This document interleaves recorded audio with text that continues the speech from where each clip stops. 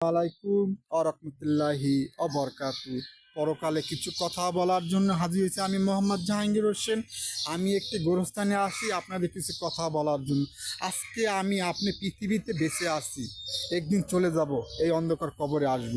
এখানে আপনাকে আমাকে সবাইকে আসতে হবে। দেখেন, আপনি একটু চিন্তা করেন, এই পৃথিবীতে আপনার কত আত্মীয় স্বজন, নানা নানি, দাদা দাদি এই কবরে শুয়ে আছে, আমি একদিন আপনি শুয়ে যাব, থাকবো না। যখন মহান আল্লাহ আপনার আমার রুহ নিয়ে যাবে, আত্মা চলে যাবে, এই অন্ধকার কবরে রাখবো। আজকে আমার নিঃশ্বাস আছে, আমি কথা বলতে পারতেছি, আপনি এখন নিঃশ্বাস আছে, আপনি কথা বলতে পারছেন। যখন নিঃশ্বাস চলে যাবে, আপনাকে আমাকে এই অন্ধকার কবরে রাখবো। তাই আসা আওয়াজ যাওয়ার আগে খাঁটি মুসলিম কবরে আসতে, কারণ মহান আল্লাহ বলেছে, খাঁটি মুসলিম না হয়ে কবরে এসো না।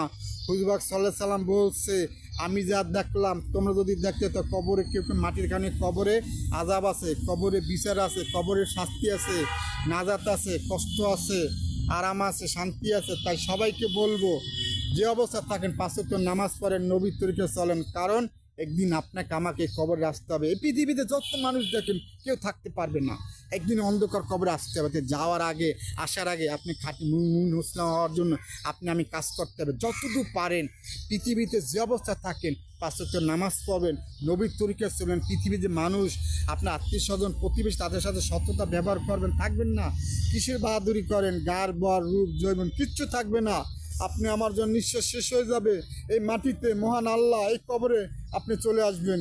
কবরে আসার সাথে সাথে ফেরেশতারা জিজ্ঞেস করবে, রব্বুকা দিনুকা নবিকা। যদি এখান থেকে আপনি সঠিকভাবে কাজ করে না যান, আপনাকে মহান আল্লাহ বলার শক্তি দেবে না। তাই কাজ করে আসেন, কাজ করলে বলতে পারেন, মহান আল্লাহ শক্তি দেবে। ভাই, আপনার পৃথিবীর সব বোঝেন, আজকে বাংলাদেশে কত পার্সেন্ট লোক নামাজ পড়ে, কত পার্সেন্ট লোক ভালোভাবে চলে। আপনি একটু চিন্তা করেন, আপনি কীভাবে চলেন। আপনি একা একা চিন্তা করেন, আপনি মারা যাবেন।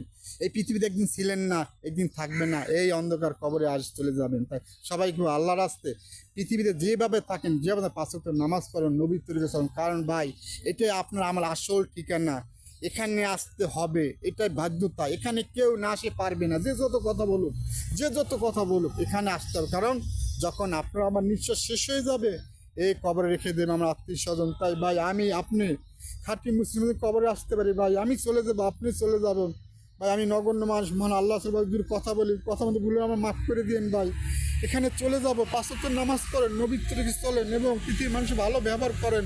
এই কবরে চিরকাল আপনাকে থাকতে হবে ভাই। আমি সবাইকে বলি, মহান আল্লাহ জানি খাঁটি মুসলিমের কবর আসতে হবে, পৃথিবীর মানুষের ভালোবাসা, মহান আল্লাহর হুকুম এবং নবীর তরিকায় চলে আসতে পারি, সেই তৌফিক দিন। আপনার সবাইকে বলো, আপনারা আসবেন ভাই। আমার কথা আমাদের ভুল ভ্রান্তি হয়ে থাকলে আমাকে মাফ করে দেবেন এবং আমার অনুষ্ঠান সবাইকে তাকে সুযোগ করে দেবেন।